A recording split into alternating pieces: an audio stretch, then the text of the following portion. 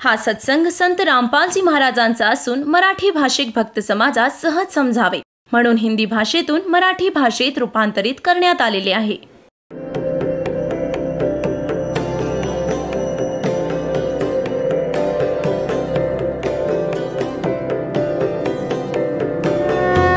और ज्ञान सब ज्ञान डी कबीर ज्ञान सो ज्ञान और जैसे घोड़ा तोब कायब करता चले मैदान.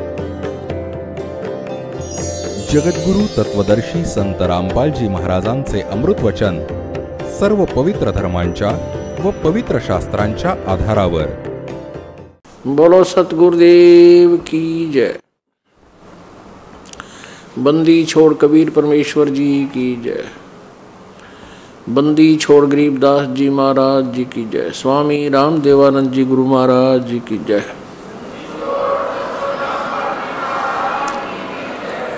सर्व संतों की जय, सर्व भक्तों की जय, धर्मी पुरुषों की जय.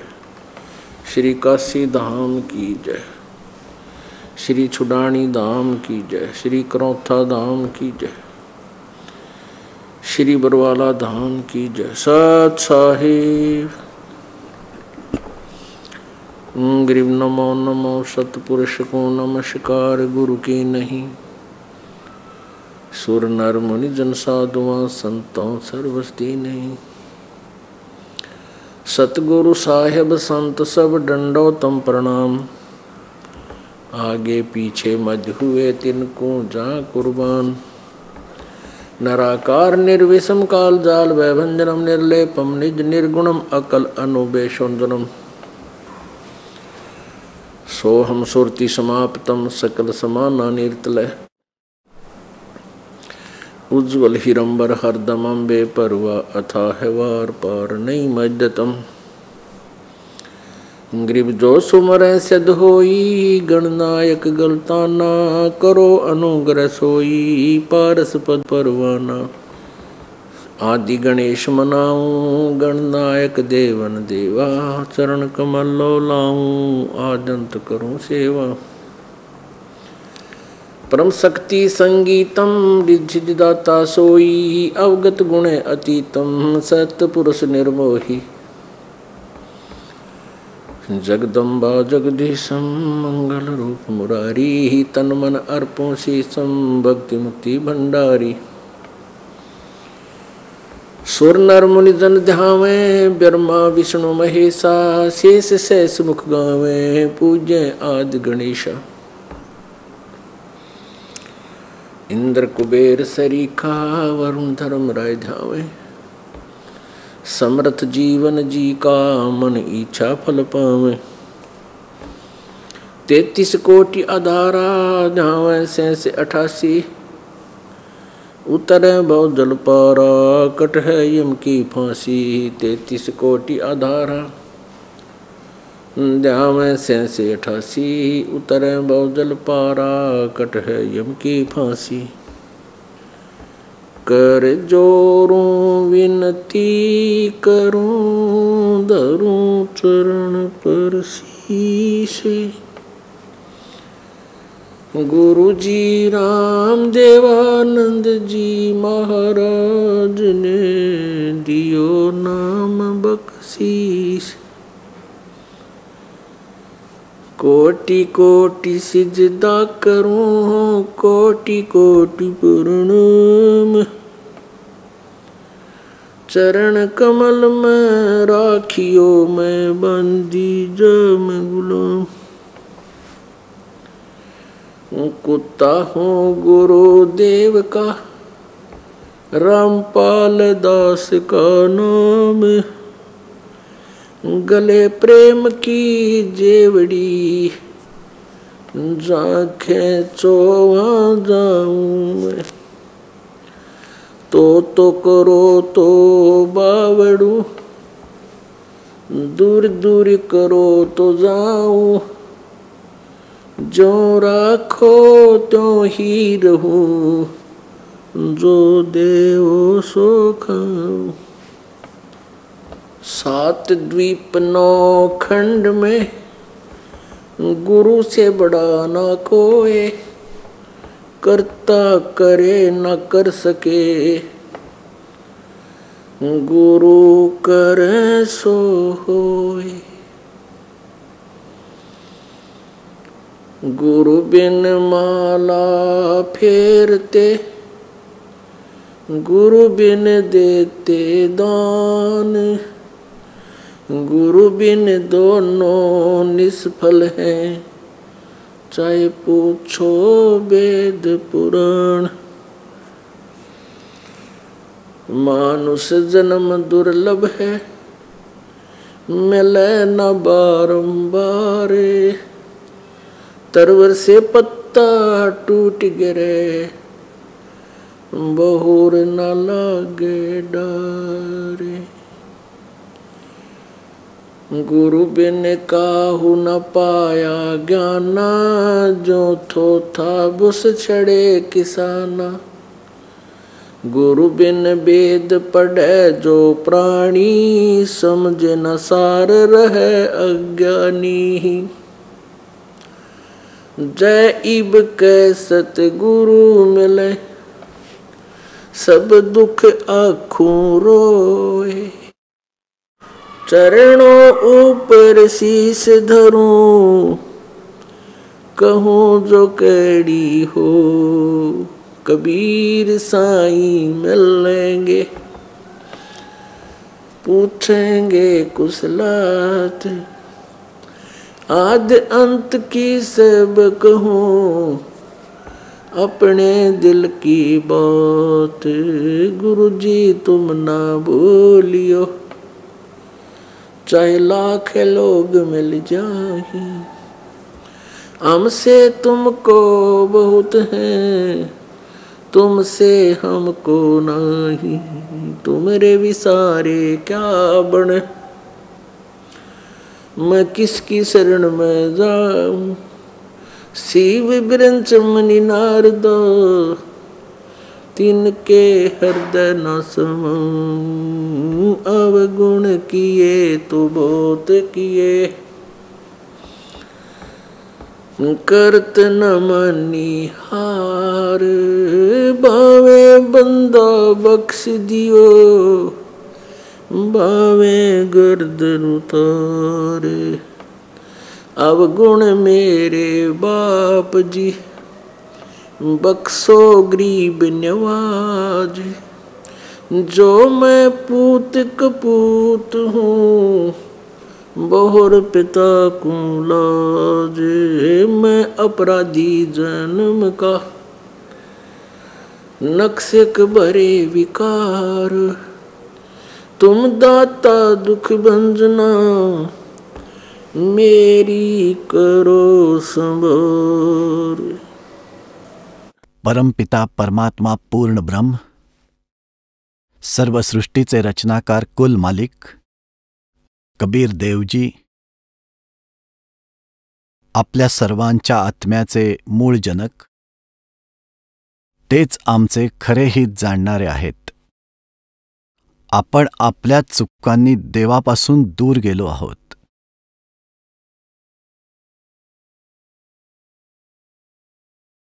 तरीही ते आपल्या सर्वांचे पिता, आम्हा पामरांच्या चुका पोटात घेऊन आमच्या कल्याणासाठी इथं येतात आणि आम्हाला विशेष माहिती देतात की आम्ही कोण आहोत, आपला या जगात येण्याचा उद्देश काय आणि आपण कुठे राहतोय. हे स्थान आपल्या राहण्यासाठी अयोग्य आहे, पण आपल्याला दुःख सहन करण्याची एवढी सवय झाली आहे की आम्हाला हे दुःख आहे हे समजतच नाही. परमेश्वर परमात्मा प्रत्यक्ष इथे येऊन आपल्याला माहिती देतात की आपण इथे चुकीच्या जागी राहत आहोत. तुमच्या विरुद्ध एक खूप मोठं षड्यंत्र केलं गेलं आहे आणि त्या विशेष षड्यंत्रामध्ये आपल्याला अडकवून टाकण्यात आलं आहे. आपल्या बुद्धीला खूप कमजोर बनवून टाकलं आहे. परमेश्वर कबीर आपल्याला हे समजावून सांगत असतात की आपण आता जीव झालो आहोत, आधी आपण हंस होतो. मेरे हंसाबाई हंस रूप था जब तू आया, मेरे हंसाबाई हंस रूप था जब तू आया, अपना स्वरूप भूल मैं भूला तात जीव कहाया, मेरे साधो भाई हमसे रूप था जब तू आया, मेरे हंसा भाई हमसे रूप था जब तू आया. ज्यावेळी आपण काळाबरोबर इथं या भूलोकात येऊन पडलो, त्यावेळी आपण आपल्या सत्यभक्तीची भरपूर शिदोरी घेऊन आलो होतो. आपण आपली सारी शिदोरी घेऊन यांच्याबरोबर बसून त्या आधारे सर्वात आधी आपल्याला स्वर्गलोकात ठेवण्यात आलं आणि नंतर तेथून आपल्याला या पृथ्वीतलावर फेकून देण्यात आलं. ही आपल्याला शिक्षा देण्यात येते. इथे आपण सगळे या पृथ्वीवर आपल्या खराब कर्माचे दंड भोगण्यासाठी आलो आहोत.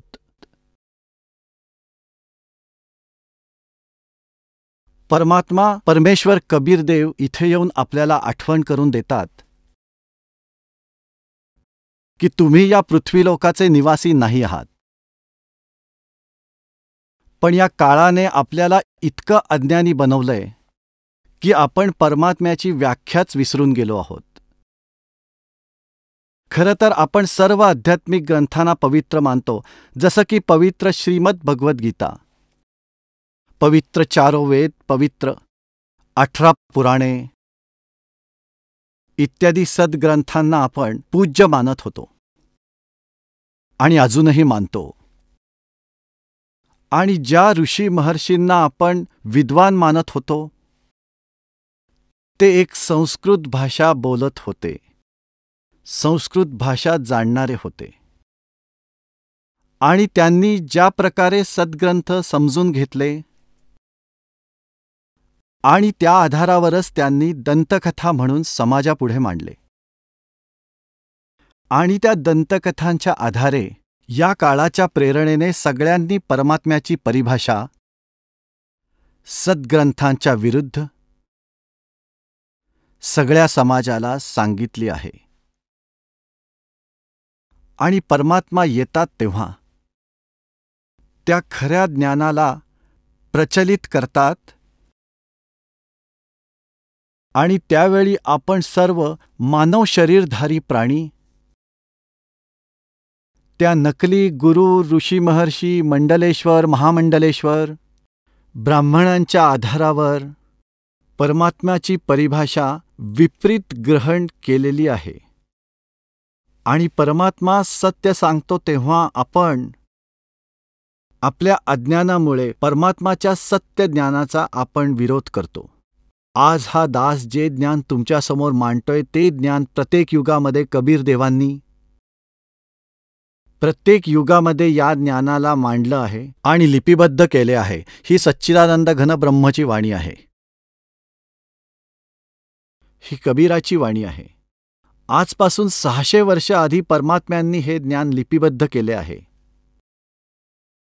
आज ते सर्व सद्ग्रंथामध्ये विद्यमान आहे. तर पुण्यात्माओ, जेव्हा परमात्मा आले होते त्यांनी सर्व गोष्टींचा स्पष्ट उल्लेख केला होता. पण या नकली गुरु आणि ब्राह्मणांनी परमात्म्याच्या या ज्ञानाला लोकांपर्यंत जाऊ दिलं नाही. एवढा जबरदस्त विरोध केला की परमात्मा कबीर देवांना पुष्कळ वेळा मारण्याचा प्रयत्न केला गेला. कारण ज्ञानामध्ये ते लोक परमात्म्याच्या समोर टिकू शकत नव्हते. त्यांचे छक्के उडवले जात होते. कबीर परमेश्वर त्या ब्राह्मणांना आणि मंडलेश्वरांना एकच प्रश्न विचारायचे की सांगा कि कौन ब्रह्मा का पिता है, कौन विष्णु की माँ, शंकर का दादा कौन है, हमको दे बता. तर या गोष्टीवर ते नकली गुरु, आचार्य आणि ब्राह्मण सांगायचे की हा खोटं बोलतोय, ब्रह्मा विष्णू महेशावर टीका करतो आहे, आम्हाला विचारतोय की ब्रह्मा विष्णू महेशचे मातापिता कोण आहेत, यांचे आजोबा कोण आहेत. आणि म्हणत होते ते परमेश्वर ब्रह्मा विष्णू महेश यांच्याबाबत सांगत होते नकली ब्राह्मण, नकली गुरु, ऋषी महर्षी ये अजरामर आहेत, सर्वेश्वर आहेत, महेश्वर आहेत, यांचे कोणी मातापिता नाहीत. आणि परमात्मा सांगतात के साच कहूं तो जग ना माने, झूठ कही ना जाई हो, साच न पूरा पावते इन झूठों जग प्रति आई हो.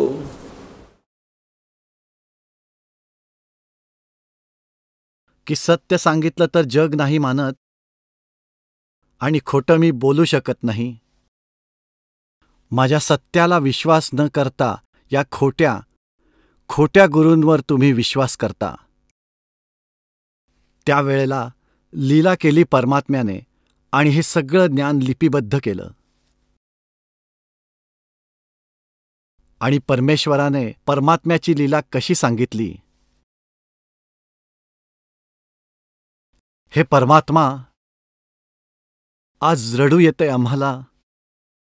जेव्हा परमात्मा आले होते तेव्हा हे दुष्ट बिनकामी आत्मा, हे आचार्य, हे गुरु नसते तर आपण सर्वजण सुखी झालो असतो, सतलोकाला पोचलो असतो.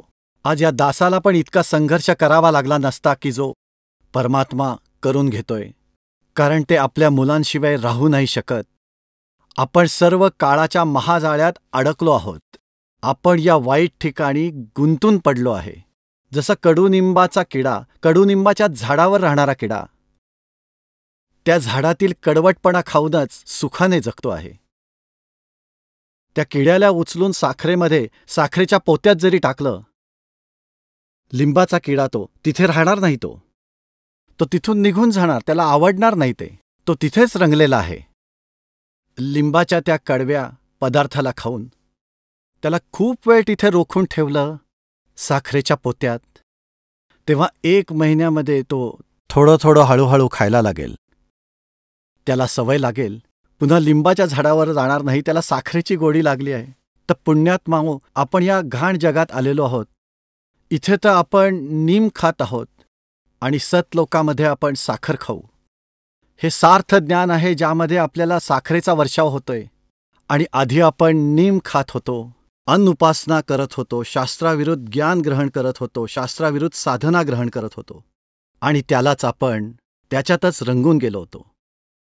पुण्यात्मांनो बघा, टोळच्या टोळ, झुंडच्या झुंड अशा गुरूंचे थोड्या दिवसात बनले. पण इथे साखर चारली जाते, पण लिंबावरून उतरून यायला कोणी तयार नाही. पण येतील काही दिवसातच. पुण्यात्मा आपल्या परमात्म्याला ओळखेल. आणि पुण्यात्मांनो, भक्ती करणं काही कठीण काम नाहीये. परमात्म्याला मिळवणं सर्वात सोपं काम आहे, सर्वात सोपं आहे. आणि अवघड तर हे आहे की आपण परमात्म्यावर विश्वास करत नाहीये. आपण जी साधना करतो आहे ती बरोबर आहे, हे ज्ञान जे आपण मिळवतोय ते खरं आहे. तर हा विश्वास जेव्हा होईल तेव्हा भक्तीची तर काही बाधाच नाही, आणि काही मंत्र राहणार नाहीत, आणि कुठलं ज्ञान राहणार नाही. सर्वजण एकच बोली बोलायला लागतील, कबीर म्हणजे परमात्मा, कबीर म्हणजे परमात्मा. हे वृक्ष पण बोलायला लागतील. नक्कीच थोड्या दिवसात दाखवून देईन आणि आवाज घुमायला लागेल दऱ्याखोऱ्यामधून, कबीर म्हणजे परमात्मा, कबीर म्हणजे परमात्मा. वास्तविक कबीरच परमेश्वर आहे, परमात्मा कबीरजी.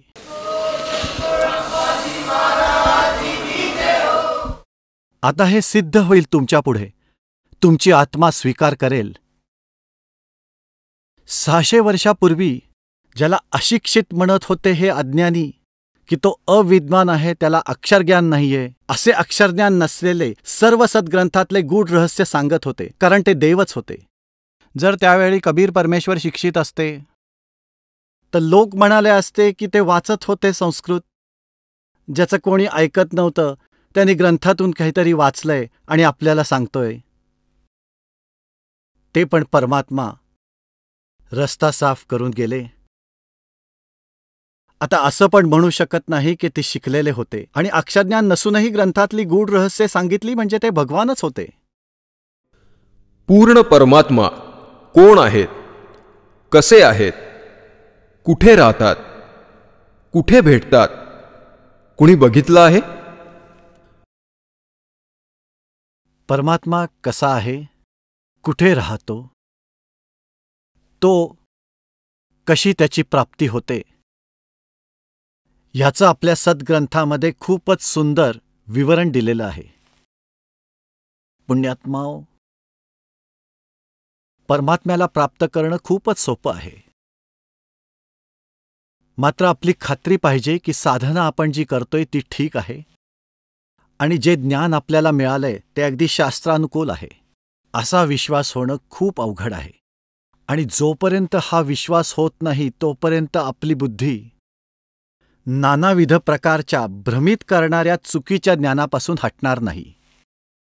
म्हणूनच या दासाचा प्रयत्न आहे की या सर्व सद्ग्रंथामधील आजच्या सुशिक्षित समाज, विद्वान समाज, विचारी समाज आहे, स्त्री पुरुष बंधू भगिनी, तरुण तरुणी सगळे उच्च शिक्षित आहेत. अक्षरज्ञान त्यांच्याकडे खूप आहे आणि आपले सद्ग्रंथ मराठीमध्ये लिहिलेले आहेत, आधी संस्कृतमध्ये लिहिलेले होते. आता अनुवादकर्त्यांनी जसाही अनुवाद केला आहे तो अनुवाद आपण वाचू शकतो आणि आपल्यासाठी सर्वात आनंदाची गोष्ट आहे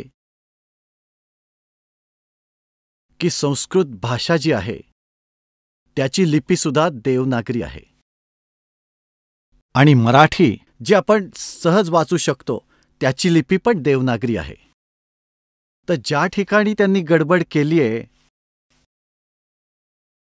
अनुवाद करण्यामध्ये चूक केली आहे, ती आपण सहज तपासू शकतो. संस्कृत पण आपण वाचू शकतो आणि मग त्याचा शब्दार्थ आपण त्याच्या तत्वज्ञानाच्या आधारे दुरुस्त आणि सुधारू शकतो, शुद्ध करू शकतो. असं करतो आहे. तर पुण्यात्मांनो, सगळ्यात आधी आपल्याला हे सिद्ध करायचं आहे की परमात्मा साकार आहे का निराकार. त्यासाठी आपण आपल्या सद्ग्रंथांनाच प्रमाण मानलं पाहिजे. कारण परमात्म्याच्या कुठल्याही ज्ञानाचा आपण जेव्हा प्रचार करत असतो, आपण कुठल्या तरी सद्ग्रंथाचा अवश्य नाव घेतो, मदत घेतो. आणि आपण आजवर हेच ऐकत आलोय आणि कोणत्याही धर्माच्या भक्ताशी विचारविनिमय केला तर तो हेच सांगेल की परमात्मा निराकार आहे. मुसलमान त्याला बेचून म्हणतात आणि ख्रिश्चन त्या परमात्म्याला निराकार म्हणजे फॉर्मलेस गॉड म्हणतात. फॉर्मलेस म्हणजे ज्याचा काही आकारच नाही.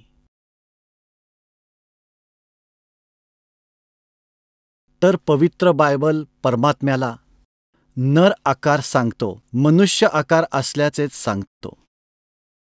आणि पवित्र कुराण शरीफमध्ये पण परमात्मा साकार सांगितलं आहे. तर हे निराकारचं जे आपण आत्तापर्यंत ऐकत आलो आहोत की परमात्मा निराकार आहे, हे ज्ञान आपण कुठून मिळवलं? हा लोकवेद आहे. लोकवेद आहे, दंतकथा आहे. हे शास्त्र प्रमाणित ज्ञान नाहीये. आता आपल्याला पुन्हा मूळ ग्रंथातील ज्ञान मिळवायचं आहे. म्हणजे आपली बुद्धी वेगवेगळ्या प्रकारच्या भ्रमित करणाऱ्या ज्ञानापासून बाजूला जाऊन एकतत्व ज्ञानावर, परमात्म्याच्या ज्ञानावर स्थिर होईल. त्यावेळी तर आपण साधक बनू. हे पहा, पवित्र श्रीमद भगवद गीता, गीता प्रेस गोरखपूरमध्ये छापलेली आहे आणि त्याचे अनुवादक आहेत जय दयाल गोयंदका. अध्याय नंबर 2 आणि श्लोक नंबर 53.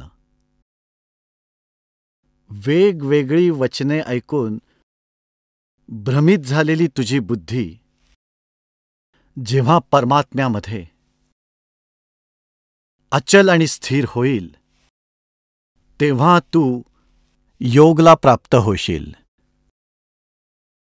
अर्थात तुझा परमात्म्याबरोबर नित्य संयोग होईल.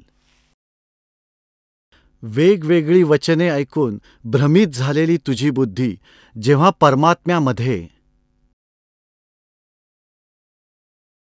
निचल आणि स्थिर होऊन जाईल, जेव्हा तू योगला प्राप्त होशील, जेव्हा तू भक्त बनशील, तेव्हा तुझी साधना सुरू होईल. अभी आपने सुने जगत गुरु तत्वदर्शी संत रामपाल जी महाराज के विचार, और आइए अब जानते हैं पवित्र हिंदू धर्म के आदरणीय सर्वशीर्ष शंकराचार्य के विचार. आपका क्या मानना है, परमात्मा साकार है या निराकार? परमात्मा निराकार भी है, साकार भी है. कि भगवान श्री कृष्ण गीता में बताया है, अजोपि सन्नव्ययात्मा भूतानाम ईश्वरोपि सन् प्रकृतिम स्वामधिष्ठाय संभवाम्यात्ममायया. हे अर्जुन, मैं अज हूँ, अविनाशी हूँ, सब प्राणियों का ईश्वर हूँ, पर अपनी सच्चिदानंद लक्षणा स्वरूपभूता प्रकृति का बिना त्याग किए ही अपनी योग माया से अवतार धारण करता हूँ. तो अवतार धारण करने को साकार कहते हैं, और जो अवतारी है वो निराकार है. अभी आपने सुने शारदा द्वारका पीठ तथा ज्योतिर्मठ बद्रीनाथ पीठाधीश्वर शंकराचार्य स्वरूपानंद सरस्वती जी महाराज के विचार, और आइए अब जानते हैं पुरी पीठाधीश्वर शंकराचार्य स्वामी श्री निश्चलानंद सरस्वती जी महाराज के विचार. तो शंकराचार्य जी, परमात्मा साकार है या निराकार? यदि दोनों स्थिति हैं तो स्पष्ट कीजिए कि किस प्रकार साकार है और किस प्रकार निराकार. मया तत्मिदं सर्वं जगदव्यक्तमूर्तिना, गीता में कहा भगवान श्री कृष्ण. यह जगत साकार है, सर्वथा नहीं. जगत का जो पृथ्वी, पानी, प्रकाश, ऊपर से बोलें तो तेज, जल और पृथ्वी का जो भी कार्य है वह नेत्र गोचर है, रूपयुक्त है, उसको व्यक्ति साकार कहते हैं. जगत भी सर्वथा साकार नहीं है, किसी अंश में साकार, किसी अंश में निराकार है. जैसे वायु निराकार है अर्थात निरूप है, आकाश निराकार है अर्थात निरूप है. तो भगवान ने बताया कि मैं वह हूँ जिस अव्यक्त मूर्ति से यह नाम रूपात्मक जगत व्याप्त है. जैसे घट, कुल्लर, सकोरे इत्यादि मिट्टी से व्याप्त होते हैं, तो इसका अर्थ यह होता है कि जगत भी सर्वथा साकार नहीं है, निराकार भी है, साकार भी है. इसी प्रकार से हमारे भगवान तत्वतः निर्गुण निराकार है. आगे. तो शंकराचार्य जी, क्या आप पुराणों को भी सत्य मानते हैं? परम सत्य. अभी आपने सुने आदरणीय पुरी पीठाधीश्वर शंकराचार्य स्वामी श्री निश्चलानंद सरस्वती जी महाराज के विचार, और आइए अब जानते हैं आदरणीय श्री माधवाचार्य महाराज जी के विचार. आपको क्या लगता है कि परमात्मा साकार है या निराकार? परमात्मा साकार भी है, निराकार भी है, निर्गुण भी है, तीन भी है. अभी आपने सुने आदरणीय श्री माधवाचार्य महाराज जी के विचार, और आइए अब जानते हैं श्रृंगेरी पीठाधीश्वर श्री भारती तीर्थ जी महाराज के विचार. परमात्मा साकार है या निराकार? यदि दोनों स्थिति हैं तो किस प्रकार से स्पष्ट कीजिए. नहीं, वैसे परमात्मा वस्तुतः निराकार है, निराकार है, यही वास्तव है. लेकिन भक्तों को अनुग्रहित करने के लिए साकार रूप धारण करते हैं, ये तो वास्तव है.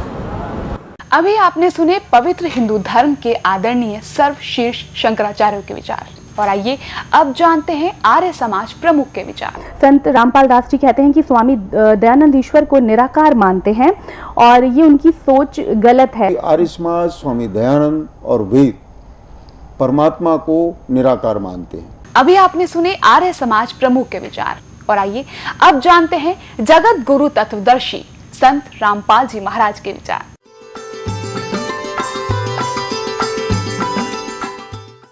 पुण्यात्मांनो, आता आपण संपूर्ण आध्यात्मिक ज्ञान ऐकत आहात.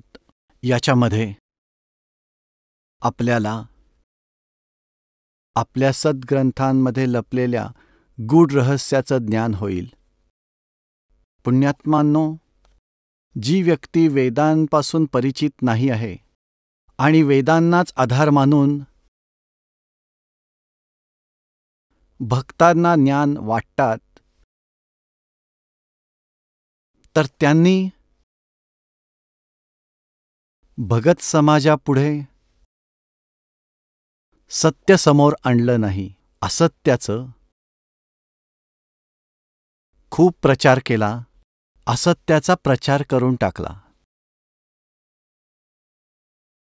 आर्य समाजाच्या व्यक्ती सर्वजण हे मानतात की महर्षी दयानंदजी वेदांचे पूर्ण विद्वान होते, आणि ते हे पण मानतात की महर्षी दयानंदांनी वेदांच्या आधारे सत्यार्थ प्रकाश नावाच्या पुस्तकाची रचना केली. आणि हे पण म्हटलं जातं की वेदामध्ये परमात्म्याला निराकार सांगितलं आहे. आर्य समाज आणि महर्षी दयानंद तसंच वेद परमात्म्याला निराकार मानतात. आर्य समाज आणि महर्षी दयानंद तर काहीही मानत असतील, पण वेदांचं नाव घेऊन सुद्धा का खोटं बोलता तुम्ही? वेदांना का बदनाम करता? बघा आता वेद, बघा आता ऋग्वेद, हे 9 आणि 10 भाग एकत्र अनुवादित आहेत. हिंदी भाषा. हे कोण आहेत प्रकाशक आणि अनुवादक? सर्वदेशिक आर्य प्रतिनिधी सभा, महर्षी दयानंद भवन, रामलीला मैदान, नई दिल्ली. हे त्यांचे फोन आणि फॅक्स नंबर आहेत. आर्य भाषा भाष्य म्हणजे अनुवाद करता. मुद्रक आहेत प्रिन्स ऑफसेट प्रिंटर्स. मुद्रक आहेत prince offset printers, 1510 Pataudi house, Daryaganj, नवी दिल्लीहून. याचाच अनुवाद आहे. एक विशेष आश्चर्याची गोष्ट आहे पुण्यात्मांनो, जे वेदांचे जाणकार म्हणवतात आणि परमात्म्याला निराकार म्हणतात, त्यांच्याच हाताने अनुवादित झालेले आहेत हे वेद. इथे परमात्म्याने दया केलीये आपल्यावर आणि तुम्हावर. यांच्या बुद्धीवर दगड टाकला आहे.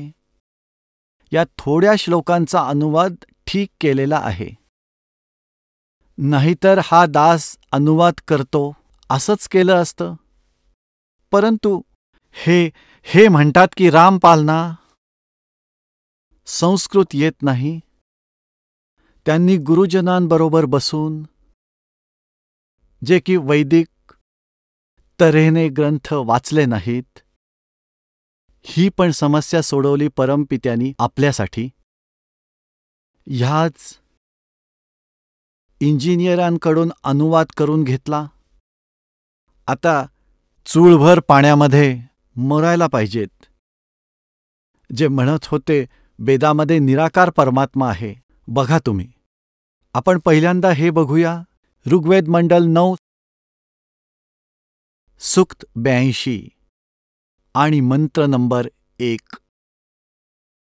याच्यामध्ये काय सांगितलं आहे की सर्व उत्पादक प्रभू म्हणजे सर्वांची उत्पत्ती करणारा परमात्मा, प्रकाश स्वरूप सद्गुणांची वृष्टी करणारा आणि पापांचं हरण करणारा, नाश करणारा, तो आहे परमात्मा. तो आहे राजेव. राजाच्या प्रमाणे राजेव राजाचे 269 वर 269 वर बाकीचा राहिलेला अनुवाद इथे आहे. 270 वर ऋग्वेद नंबर 9 सूक्त 82 का श्लोक नंबर 1 वाचतोय. राजाप्रमाणेच दर्शनीय आहेत. मनुष्याचा आकार आहे राजाप्रमाणे बघण्यासारखा. तो आहे पृथ्वी आणि लोकांतरांच्या चारी बाजूला. शब्दामध्ये प्रतीत होतोय. तो आहे वर्णीय पुरुषाला म्हणजे चांगल्या आत्म्याला. जो दृढ भक्त आहे त्याला पवित्र करत प्राप्त होते. ज्याप्रमाणे विद्युत आकाशातली वीज आकर्षित असणाऱ्या स्थानांना आधार बनून प्राप्त होते, त्याचप्रमाणे परमात्म्याने या ब्रह्मांडाला उत्पन्न केले. आता ह्याच्यातून काय दिसतंय की परमात्म्याला शरीर आहे आणि पापांचा नाश करणारा आहे, आणि तो दृढ भक्तांना आणि चांगल्या आत्म्यांना येऊन भेटतात, तिथून चालत येतात, राजाप्रमाणेच दिसायला असतात. काय उद्देश घेऊन येतात? ऋग्वेद मंडल 9 सूक्त 82चा आता 1 मंत्र वाचला, आता 2 वाचू. हे परमात्मा उपदेश करण्याच्या इच्छेने आपण, म्हणजेच तत्वज्ञान सांगण्यासाठी आपण महापुरुषांना प्राप्त होता, त्यांना भेटता. आपण अतिशय वेगवान पदार्थाप्रमाणे आमच्या आध्यात्मिक यज्ञांना प्राप्त होता. आपण त्यांनी कवीचा अर्थ, यांनी कबीरचा अर्थ सर्वज्ञ केला. कबीर वेदस्य हा प्र लागलाय. संधिछेद करून त्यांनी त्याचा अर्थ सर्वज्ञ केला. इथे लिहायचं होतं, तुम्ही कबीर देव आहात, सत्स्वरूप आहात. आमच्या पापांना दूर करून हे सोम, हे अमर परमात्म्या आम्हाला सुख दे. आता ही समस्या सोडवू, हे समाधान करून घेऊ की कबीरच्या जागी कबीर देव लिहायचं होतं. कबीर देव. आपण ज्याप्रमाणे वेदांना वेद म्हणतो, ज्याप्रमाणे एखाद्याचं नाव वेद प्रकाश आहे, तो लिहितो वेद प्रकाश, आपण म्हणतो वेद प्रकाश. तर अशाच प्रमाणे आपण वेदांना वेद म्हणतो आणि कबीरला कबीर म्हणतो, कबीरला कबीर. तर आपण हे सिद्ध करतो की जिथे कवी लिहिलं आहे ना अक्षर लावून, तर ती बुद्धिमान व्यक्ती परमात्म्याला परिचित आहे, आत्मज्ञानाला परिचित आहे. तो जर अनुवाद करेल, तो इथे लिहील कबीर देव. इथे सर्वज्ञ नाही लिहायचं, कारण इथे परमात्म्याचीच महिमा चालू आहे. आणि जिथे परमात्म्याचं वर्णन असतं वेदामध्ये, तर तिथे कबीरचा अर्थ कबीर देव लिहायला लागेल. आपण कबीर साहेब म्हणू देव किंवा भगवान. ज्याप्रमाणे त्यांनी यजुर्वेदाच्या अनुवादात सांगितलंय ते दाखवतो. बघा, हा यजुर्वेद आहे. आपण ऋग्वेद बघितला, आता यजुर्वेदामध्ये दाखवतो. प्रकाशक आहेत सार्वदेशिक आर्य प्रतिनिधी सभा, 2/5 महर्षी दयानंद भवन, रामलीला मैदान, नई दिल्लीमध्ये छापलंय. हा त्याचा अनुवाद करता आहे. मुद्रक आहेत prince offset printers, 1510 Pataudi house, Daryaganj, Nai Delhi. याच्यामध्ये मी आपल्याला 36व्या अध्यायामध्ये घेऊन जातोय. हा अध्याय 36 आहे. षट्त्रिशंग अध्याय. याच्या पहिल्या मंत्रामध्ये लिहिलेला आहे रुचम वाचम परपदे मनो यजू परपदे. हा यजू शब्द आहे. याला 2 अपसर्ग लागलेले आहेत. याचा अनुवाद महर्षी दानदजीने अगदी बरोबर केलाय. बघा आता इथे केलाय. यजूचा अर्थ लिहिलाय यजुर्वेद, अगदी बरोबर आहे. जर ह्या शब्दाचा अर्थ केला तर कसं समजेल की यजुर्वेदाच्या बाबतीत म्हणलंय हे? ठीक अशाच प्रमाणे ज्या ठिकाणी वेदांमध्ये परमात्म्याचा महिमा आहे, तर तिथे लिहायला लागेल की आपण कबीर देव आहात. आजपर्यंत कोणी कवी सर्वज्ञ झाला आहे? जर एखाद्या कवीच्या बाबतीत एखादं प्रकरण असेल, प्रसंग असेल, तर तिथे कवी शब्द मान्य आहे, समजण्यासारखा आहे. पण इथे परमात्म्याची महिमा आहे वेदामध्ये ज्या ठिकाणी, तिथे कबीर देव लिहायला लागेल, त्या कबीरचा अर्थ. आता आपण परत बघूया ऋग्वेद. यजुर्वेद बाजूला ठेवला, आता ऋग्वेद. हा आहे तोच ऋग्वेद.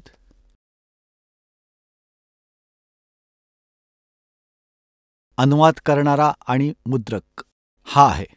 आता आपण याच्या ऋग्वेद मंडळ नंबर 9, सूक्त नंबर 82 आणि मंत्र नंबर 1 तर आपण आधीच वाचलाय, परत वाचूया एकदा 82चा मंत्र नंबर 1. ह्याच्यामध्ये हे सर्व उत्पादक प्रभू, प्रकाश स्वरूप, सद्गुणांची वृष्टी करणारा, पापांचं हरण करणारा, पापांचा नाश करणारा, राजेव राजाप्रमाणेच 269 वर राजाचे आणि 270 वर राजा समान बघण्यासारखे आहे. आणि ते आहे पृथ्वी आदी लोकांतरांच्या चारी बाजूला शब्दातीत झालेलं आहे. ते आहे वर्णीय पुरुषाला, श्रेष्ठ पुरुषाला, भक्ताला, जो दृढ भक्त आहे त्याला पवित्र करून प्राप्त होऊन जाते. ज्या प्रकार विद्युत स्नेहवाल्या जागांना आधार बनवून विद्युत म्हणजे आकाशातली वीज प्राप्त होऊन जाते. आता ह्याचा काय अर्थ आहे? ज्याप्रमाणे दृढ भक्तांना, चांगल्या आत्म्यांना भगवान भेटतात. आणि ते कसे भेटतात? ज्याप्रमाणे आकाशातली वीज धातूंवरच पडते. ज्याप्रमाणे पहिल्यांदा काशी धातूचे ताटं आणि वाट्या असायचे काशी, आणि पावसाळ्याच्या दिवसात जर ते अंगणात पडलेले असले तर आपली आजी सांगायची की या काशीच्या ताटांना आणि भांड्यांना आतमध्ये ठेवा. आकाशातली वीज नेहमीच काशेच्या भांड्यांवरच पडते, कारण त्याचं त्याच्याबरोबर एक विशेष आकर्षण होतं. त्याचप्रमाणे परमात्मा वरच्या लोकात राहतो, सतलोकामध्ये. सतलोकाच्या 3ऱ्या भागात विराजमान आहेत आणि तिथून वेगाने खाली येतात. ते चांगल्या आत्म्यांना, दृढ भक्तांना भेटतात, जे त्यांच्या मार्गाला पुढे नेतात. विचलित न होता जे दृढ भक्त, त्यांच्याबाबत त्या परमात्म्याचं विशेष आकर्षण होतं. ते परमात्मा कोणाकोणाला भेटले आहेत? आदरणीय धरमदास साहेबांना, बांधवगडवाल्यांना, आदरणीय मुलुकदास साहेबांना, आदरणीय नानक साहेबांना, जे शीख धर्माचे प्रवर्तक आहेत.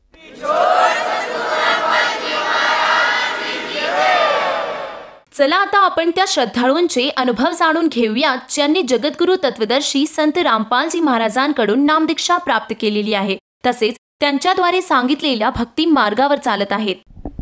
नमस्कार. सतसाहेब सर. आपलं नाव? राधा परमेश्वर बिल्लारे. आपण कुठून आलात? परतूर, जिल्हा जालना, महाराष्ट्र. आपला व्यवसाय काय आहे? माझं जनरल स्टोअर आणि एक छोटंसं गारमेंट्सचं दुकान आहे. संत रामपालजी महाराजांची गुरुदीक्षा आपण कधी घेतली? 2013. संत रामपालजी महाराजांची गुरुदीक्षा घेण्या अगोदर आपण व आपला परिवार कोणती भक्ती साधना करत होतात? हरिपाठ आणि गुरुचरित्र पारायण, ज्ञानेश्वरी पारायण. 10 वर्षापासून ज्ञानेश्वरी पारायण करत होतो. आणि लग्न झाल्यानंतर स्वामी समर्थाची भक्ती केली. स्वामी चरित्र, 3 अध्याय, क्रमाळी केंद्रात जायचो, 3 अध्याय क्रमाळी करायचो आणि पौर्णिमेला श्रीफळ अर्पण करून त्यांना गुरु मानून त्यांची भक्ती करत होतो. त्यानंतर दिंडोरीला जायचो. त्या दिंडोरीला नाईट सेवा सांगत होते, जे पुत्रप्राप्तीसाठी सेवा असते की कालभैरव अष्टक, दुर्गा सप्तशतीचे पाठ, स्वामी चरित्र, ही नाईट सेवा असायची. तर श्रीफळ टाकायचे सगळ्यांना. तर त्यांनी श्रीफळ मला काही टाकलं नाही. तर मला टेन्शन आलं की मला श्रीफळ का नाही टाकलं ह्यांनी. तर मग आम्ही परत घरी आलो तर तीच साधना आमची चालूच होती. त्याच्यामध्ये काही असं समाधान असं काही वाटत नव्हतं. मग त्यानंतर दररोज आपलं 3 आरत्या असायच्या, त्रिकाल, सकाळ, दुपार, संध्याकाळ. त्यामध्ये प्रत्येक जी गोकुळाष्टमी आली तर कृष्णाची पूजा, प्रत्येक सणवार आला की त्याचे व्रत, ते सगळं ते स्वामी समर्थामध्ये आम्ही ते करत होतो. जसं तुम्ही सांगत आहात की आपण अगदी लहानपणापासूनच भक्ती मार्गात होतात, तर संत रामपालजी महाराजांच्या मार्गाकडे वळावं आपल्याला असं का वाटलं आणि आपण त्यांच्या संपर्कात कसे आलात? कारण स्वामी समर्थाची भक्ती मी करत होते तेव्हा 8 वर्ष मला मूल नव्हतं. मूल नव्हतं. तर माझी बहीण संत रामपालजी महाराज यांची नामदीक्षा घेऊन 1 महिना झाला होता. तर माझी ट्रीटमेंट चालू होते. तर ती मला सांगायची की तू ह्या भक्तीत ये, ह्या भक्तीत आल्यावर तुला संतान प्राप्ती होईल. तर मी ते मानत नव्हते. नाही, स्वामी समर्थाला तर मी नाही सोडू शकत, मी ही भक्ती नाही सोडू शकत, त्या भक्तीत नाही येऊ शकत. असं काय आहे त्या भक्तीत? मी हे सगळं केलं आहे पण त्याच्यामध्ये मला संतान प्राप्ती होईल असं कशाहून ठाम सांगू शकते तू? ती म्हणे तू फक्त परमात्माला विनंती कर, चॅलेंज कर परमात्माला. ते परमात्मा जर असेल तर ते तुला लाभ देतील, तरच तू त्या भक्तीत ये, नाही तर येऊ नकोस. तर मी माझी ज्यावेळेस स्टेटमेंट चालू होती तर मग मी तिच्या तिथं राहिले बहिणीकडं. मग ते आरती लावायची परमात्माची. तर मला त्या परमात्माच्या आरतीतला जे गुरुदेव भगवान ते मला खूप आवडायचं. तर मी दंडवत प्रणाम केला. मी म्हणाले परमात्मा, तुम्ही जर खरंच ह्या पृथ्वी तलावर आला असाल तर तुम्ही मला पुत्र प्राप्ती देसाल. ह्या मला ह्यानंतर काही म्हणजे दवाखाना हे ते करायचं काम नाही पडलं पाहिजे. तर परमात्माला मी चॅलेंज केलं, मला जर का संतान प्राप्ती झाली तरच मी तुमची नामदीक्षा घेईल, तुम्ही खरंच ह्या पृथ्वी तलावर आला असाल, खरंच परमात्मा असाल तर. त्यानंतर दिवस राहिले. मग आम्ही हरियाणाला गेलो आणि आश्रममध्ये जाऊन परमात्माची नामदीक्षा घेतली. जसं तुम्ही सांगत आहात की संत रामपालजी महाराजांना आपण चॅलेंज केलं होतं की जेव्हा मला संतान प्राप्ती होईल तरच मी आपल्या शरणात येईल, आणि परमेश्वराने आपलं म्हणणं ऐकलं. त्यानुसार आपण तेथे जाऊन संत रामपालजी महाराजांची नामदीक्षा घेतली. तर जेव्हा आपण त्यांच्या नामदीक्षेसाठी त्यांच्याकडे गेलात आणि त्यांच्याकडनं गुरुदीक्षा घेतली, त्यानंतर आपल्याला आपल्या जीवनामध्ये काय बदल आढळला? त्यानंतर ज्यावेळेस परमात्माकडे गेलो होतो त्यावेळेस मला म्हणजे 2 महिन्याचं बाळ राहिलं होतं. परमात्माकडे गेलो, नामदीक्षा घेतली आणि संत रामपालजी महाराज यांनी आशीर्वाद दिला की बेटा भक्ती करो, कबीर परमात्मा दया कर देंगे. तर त्यानंतर मग आम्ही घरी आलो. घरी आल्यानंतर मला 2 महिन्यानंतर थोडंसं काही उचललं, थोडं चाललं तरी मला खूपच ब्लिडिंग व्हायचं की तुम्ही विश्वास नाही करू शकणार. कारण की एवढं ब्लिडिंग होत होतं की तो माझा जो अंगावरचा कपडा आहे तो मला परत घालता येत नव्हता. मग मला त्रास व्हायला. तर जे माझी वहिनी होती माझ्यासोबत तर त्यांना ह्याच्यातलं काहीच माहीत नव्हतं. तर मी त्यांना म्हणलं वहिनी मला असा त्रास व्हायला. तर त्या मला हसू लागल्या, म्हणे तुम्हाला ह्याचं काय तसं काय नाही म्हणे, दिवस ते काही नसेल म्हणे, 2 महिन्याचं काही नसतं म्हणे. मी म्हणलं नाही माझी ट्रीटमेंट चालू आहे म्हणलं. तर त्या म्हणे नाही म्हणे. मग मी डॉक्टरांनी फोन लावला. डॉक्टर म्हणे तू जशी असेल तशीच आहे. मग आम्ही दोघी गेलो. तर त्या मला हसत होत्या सगळ्या रस्त्याने आणि मला परमात्माने ज्या मंत्राचा जे नाममंत्र दिला होता मी त्याचा जप करत होते. ते जप करत करत आम्ही सोनोग्राफी सेंटरपर्यंत गेलो. तर सोनोग्राफी सेंटरपर्यंत रात्रीचे 12 वाजले होते. तर मग गेलो तर त्या सरांनी विचारलं काय त्रास आहे. मी म्हणलं सर खूप ब्लिडिंग होतं आहे. सरांनी चेक केलं की तर ते म्हणाले की बाळाचे ठोके एकदम चांगले आहे आणि बाळही चांगलं आहे. मग आम्ही दवाखान्यामध्ये गेलो. तर मॅडम म्हणाल्या की त्रास व्हायला तर ॲडमिट होऊन जा. मग ॲडमिट होऊन गेलो तिथे. तर मग मला हा त्रास वारंवार होत होता सारखा, म्हणजे जोपर्यंत बाळ होईपर्यंत हा त्रास मला होत होता. तर मग त्यानंतर मग परत आम्ही आश्रममध्ये गेलो. परमात्माला विनंती केली की परमात्मा मला हा त्रास होतोय. परमात्मा म्हणे बेटा चिंता मत करो, परमात्मा दया कर देंगे. त्यानंतर मग 8व्या महिन्यातच माझं शिजर झालं. तर मग आम्हाला माहीत नव्हतं की फोनवरच नामकरण करतात म्हणून बाळाचं नाव ठेवतात. तर आम्ही 2 महिन्याचं बाळ असताना आश्रममध्ये घेऊन गेलो. आश्रममध्ये घेऊन गेल्यानंतर परमात्माचं जे चरणसेवेला महाराष्ट्राचा नंबर होता चरणसेवेला, तर आम्ही बाळाला घेऊन गेलो. तर तिथले जे सेवादार आहेत तर त्यांनी सांगितले की ज्यांनी ज्ञानगंगा पुस्तकाची सेवा केलेली आहे त्यांच्यासाठी चरण सेवा आहे महाराष्ट्राची. मी तर काहीच केलं नव्हते. मी म्हणलं परमात्मा मी तर काहीच केलेलं नाही, मी कसं जाऊ. मी तिथं नुसतं जाऊन उभं राहिले. तर ते सेवादार म्हणाले की आपण तर सेवा केलेली नाही तर आपण मदत नाही येऊ शकत. तर परमात्माने मदतून सांगितले जी महाराष्ट्राची भगतमती आहे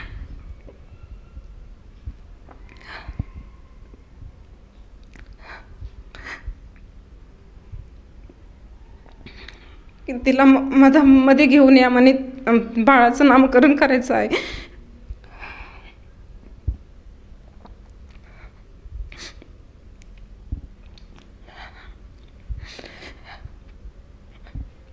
परमात्माने मधात बोलवले. ताईजवळ बाळ होतं. परमात्मा म्हणाले, आ गई बेटी.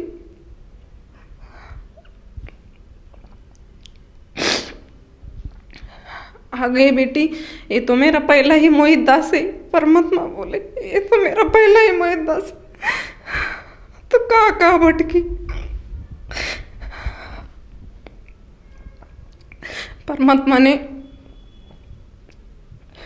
परमात्माने बाळाचं चरणसेवेमध्ये नाव ठेवलं. त्यानंतर खूप लाभ झाले. तेव्हा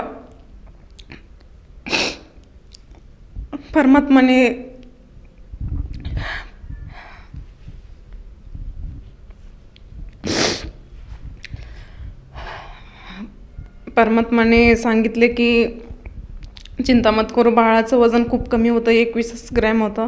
ज्यानंतर परमात्माने बाळाचं नाव ठेवलं चरणसेवेत. त्यानंतर त्याचं वजन चांगलं वाढलं आणि त्याची तब्येतही चांगली झाली. मग आमच्या आश्रममध्ये चक्रा चालूच होत्या. त्यानंतर एक दिवशी आमचं शेतामधलं जे ट्रॅक्टर आहे, तर त्याचा जो नांगर तो कोणीतरी नेला होता. म्हणजे असंच खूप लांब ठेवला होता घराजवळून. तर कोणीतरी नेला. तर भगतजी म्हणे, आपला नांगर नेला म्हणे कोणीतरी. मी म्हणलं, परमात्मावर विश्वास ठेवा, काही होत नाही म्हणलं, परमात्मा सगळं करतात. ते म्हणे, मग मी प्रार्थना लावली, परमात्मा जो नांगर आहे आमचा तो कोणीतरी नेलाय. परमात्मा म्हणे, बेटी भक्ती करते रो कबीर परमात्मा दया कर देंगे. त्यानंतर परमात्माने दुसऱ्या दिवशी स्वप्नात येऊन सांगितलं, बेटा नांगर 15 दिवसातच येईल, चिंता करू नको, जिथून नेला तिथंच आणून टाकतील. त्यानंतर मी त्यांना सांगितलं, मला परमात्माने असं सांगितलं स्वप्नात येऊन, जो नांगर आहे तो जिथून नेला तिथंच आणून टाकतील. तर 15व्या दिवशी 12 वाजले होते. भगतजी म्हणाले की 12 वाजले, काहीच नाही अजून. मी म्हणलं, तुम्ही चिंता करू नका, परमात्मावर विश्वास ठेवा. परमात्मा साक्षात या धर्तीवर आले आहे, तेच आपले काम करत आहे. एवढ्या दिवस आपल्याला असे लाभ नाही झाले. का नाही झाले? कारण की परमात्मा आता साक्षात आलेले, तेच तर आपल्याला हे लाभ देत आहेत. तर ते 12 वाजले. मग 4 वाजले तर एक ड्रायव्हरचा फोन आला. ते म्हणे, सर तुमचा नांगर आहे ना म्हणे, आहे जिथं होता ना म्हणे तिथं आणून टाकला म्हणे, तुमचा नांगर तुम्ही घेऊन जा म्हणे ट्रॅक्टरचं. तर मग भगतजी गेले आणि तो नांगर घेऊन आले. हे लाभ परमात्माच्या भक्तीत आल्यावर झाले. जसं तुम्ही सांगत आहात की संत रामपालजी महाराजांच्या दयेने आज आपल्याला बरेचशी सुख प्राप्ती झाली आहे. परंतु मला असं विचारायचं आहे की हे सगळं काही आपल्या जीवनामध्ये घडत आहे, जे आपल्याला संतान प्राप्ती झाली आणि जे आपले नांगर जे हरवलेलं होतं ते सुद्धा मिळालं, तर हे केवळ संत रामपालजी महाराजांच्या दयेनेच झालं, हे असं आपण कसं काय सांगू शकाल? कारण मी परमात्माला प्रार्थना लावली होती की परमात्मा जो म्हणजे ह्या आधी जी भक्ती करत होतो त्याच्यामध्ये जे हे परमात्माला जे चॅलेंज केलं तर ते पूर्ण होतं. कारण ते साक्षात परमात्मा आहेत, जे धर्तीवर आले आहेत आणि जे सगळ्या ग्रंथामध्ये लिहिलं आहे की साक्षात परमात्मा आहे, त्यामुळंच हे शक्य आहे. परंतु आजच्या घडीला संत रामपालजी महाराज हे एक परमेश्वराचे रूप आहे किंवा ते तत्वदर्शी संत आहे, ह्या गोष्टीला आपल्या महाराष्ट्रामध्ये काही संतांनी काही दुजोरा दिलेला आहे का? हो, कारण ज्ञानेश्वराने ज्यावेळेस मी 6 वर्षाची असताना ज्ञानेश्वराचा पाठ आम्ही करत होतो, तर ज्ञानेश्वर महाराजांनी असं लिहून ठेवलेलं आहे त्याच्यामध्ये की ज्ञानदेव म्हणे हरी जप करणे तुटल धरणे प्रपंचाचे. पण हे जर संत दुसरे संत आहेत तर ते सांगत होते की तुम्ही जर ही भक्ती केली तर तुम्हाला मनुष्य जन्म प्राप्त होईल. आणि ज्ञानेश्वरांनी तर याच्यामध्ये सांगितलं आहे की तुम्ही जर तो परमात्मा तुम्हाला म्हणजे जे प्रपंचाची धरण आहे, जन्म मृत्यूचा जो फेरा आहे तो तुमचा मिटल त्या परमात्माची तुम्हाला भक्ती मिळाल्यावर. मग हे असं का? पण ज्यावेळेस संत रामपालजी महाराज यांच्या भक्तीत आल्यावर, त्यांची ती ज्ञानगंगा वाचल्यावर त्याच्यामध्ये कळालं की हेच परमात्मा आहेत आणि तेच ज्ञानेश्वरांनी लिहून ठेवलेलं आहे की ते परमात्मा आहे. आणि ते सगळे शास्त्र त्यांच्या ज्या भक्तीला अनुसरून सगळे शास्त्र जे आहेत ते सगळे धरून ते परमात्माचे सगळ्या शास्त्रामध्ये वर्णन आहे आणि तीच भक्ती संत रामपालजी महाराज सांगतायत. तर जसं ज्ञानेश्वराने सांगितलेलं आहे की वेदशास्त्र पुराण श्रुतीचे वचन एक नारायण एक नाम सार जप. त्यांनी सांगितलेलं आहे की सार नामाचा जप आहे आणि तुम्ही त्या भावे विना देव न कळे संदेह गुरु विना अनुभव कैसा कळे, त्या गुरुकडून जो तत्वदर्शी संत आहे, अनुभवी संत आहे, त्यांच्याकडून तुम्ही तो सार नामाचा जप घेऊन तुम्ही मोक्षप्राप्ती तुमची होऊ शकते. आणि ज्ञानदेव मनी रामकृष्ण ध्यानी अनंत जन्मीचे पुण्य होय. कारण अनंत जन्माचे परमात्मा सांगतात, पुरबला भाग सफल हुआ जिंद जिंदगानी का. परमात्माने सांगितलेले आहे की पूर्वीचे पुण्य असल्याशिवाय आपण ह्या भक्तीमध्ये येऊ शकत नाही. लाख वर्ष जन्म झाल्याशिवाय आपल्याला सद्गुरू भेटणार नाही. तसेच ते ज्ञानेश्वरांनी त्याच्यात लिहून ठेवलेले, पण ती ओळख नव्हती. आम्ही नुसतं त्याला वाचून काढायचो, त्याच्यामध्ये काय अर्थ आहे हे कळालं नाही. नामसकीर्तन साधन पै सोपे जळतील पापे जन्मांतरींची. ते संत सांगत होते की नामसकीर्तन करा, अशा नामाचं कीर्तन करा की त्या तुमचे जे जन्मांतरीचे पाप आहे ते जळतील. आणि वेदाचं मंथन करा, शास्त्राचं सर्व शास्त्र निवड, रिकामा अर्धा घडीला राहू नको. लट्टिका व्यवहार सर्व हा संसार, हरिविन एर झरा. म्हणजे हरी भेटल्याशिवाय, तो एक नारायण भेटल्याशिवाय आपला हा जन्म मृत्यूचा फेरा आहे तो आपला बंद होणार नाही. तर तेव्हा आम्हाला कळाले की परमात्माने जेव्हा समजून सांगितले की तत्वदर्शी संत ह्या पृथ्वीवर आले आहे आणि त्यांनीच हे सगळं काही सांगितलं. आम्हाला हरिपाठातून काहीच कळालं नव्हतं, फक्त आम्ही ते वाचायचो आणि त्यालाच समजायचो की हेच आपलं पुण्य, परत हे मनुष्य जन्म भेटला आपल्याला. पण परमात्माने आम्हाला ज्ञानदेव पाठ नारायण नाम पाविजे ते उत्तम निजस्थान म्हणजे आपण जिथं राहत होतो, जे आपलं उगम स्थळ आहे तिथं ते सतलोक. आणि हे जे संत सांगत आहेत तर त्यांनी स्वर्गापर्यंत आपल्याला सांगितलेले, कारण स्वर्गात गेल्यावर तर परत जन्म मृत्यूमध्ये आपल्याला यावंच लागल. पण हे जे परमात्मा सांगत आहेत की जे निजधाम आहे, जे सतलोक आहे, ते फक्त संत रामपालजी महाराज यांनीच शास्त्र उघडून आपल्याला सांगितलेले आहे. जसं तुम्ही सांगत आहात की संत रामपालजी महाराजांचं ज्ञान आहे आणि संत ज्ञानेश्वर महाराजांचं ज्ञान हे मिळतं जुळतं आहे आणि त्यानुसारच आज तुम्ही खऱ्या अर्थाने शास्त्रोक्त भक्ती करत आहात आणि त्या भक्तीद्वारे आपल्याला आपल्या जीवनामध्ये बरेचसे सुख मिळत आहेत. तर ह्या आपल्या अनुभवामधून आपण आपल्यासारख्या ज्या आपल्या मैत्रिणी आहेत, त्याचप्रमाणे जे आपले नातलग आहे, आप्तेष्ट आहे आणि जो भक्त समुदाय आपल्याला टी व्ही चॅनलच्या माध्यमातून बघत आहेत, त्याचप्रमाणे ज्या लोकांना संतान प्राप्तीसाठी जे लोक बरेचसे प्रयत्न करीत आहेत परंतु त्यात त्यांना यश मिळत नाही, अशा सर्वांसाठी आपण आपल्या अनुभवातून काय संदेश द्याल? संदेश तर मी नाही देऊ शकत, कारण मी प्रार्थना करेल की ज्या माझ्यासारख्या ज्या माता भगिनी आहेत त्यांना मी हे सांगणार की जगद्गुरू संत रामपालजी महाराज सगळ्या शास्त्रानुसार भक्ती सांगत आहेत आणि ते साक्षात परमात्मा आहेत. ते बरवाल्यामध्ये बसलेले आहेत, ते साक्षात धर्तीवर आले आहेत. तुम्ही त्यांची नामदीक्षा घेऊन तुमचंही कल्याण करा, जसं माझं झालं तसं. जर आज साधकांनी तुमच्या हाकेला साथ दिली आणि त्यांना असं जाणवलं की आपणसुद्धा संत रामपालजी महाराजांची नामदीक्षा घ्यावी, तर तो साधक किंवा ती व्यक्ती नामदीक्षा कशी घेऊ शकेल?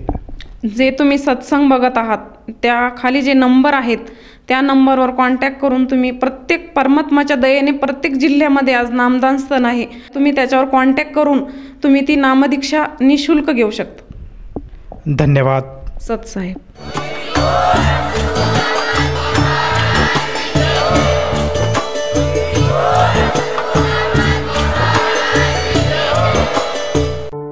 आपण ऐकत होता जगद्गुरु तत्वदर्शी संत रामपालजी महाराजांचे मंगल प्रवचन. निशुल्क नामदीक्षा प्राप्त करण्यासाठी आणि अधिक माहितीसाठी संपर्क करा 7030303951 7030303952. आमची वेबसाईट आहे www.jagadgururampalji.org. सर्व पवित्र धर्मांच्या पवित्र शास्त्रांवर आधारित प्रमाणित अनमोल पुस्तक ज्ञानगंगा किंवा जगण्याचा मार्ग यापैकी कोणतेही एक पुस्तक निशुल्क मागविण्यासाठी आम्हाला आपले पूर्ण नाव, पूर्ण पत्ता, पिनकोड सहित आणि फोन नंबर लिहून 7030303951 7030303952 या नंबरावर SMS करू शकता किंवा आम्हाला 7030303950 या नंबरावर WhatsApp देखील करू शकता.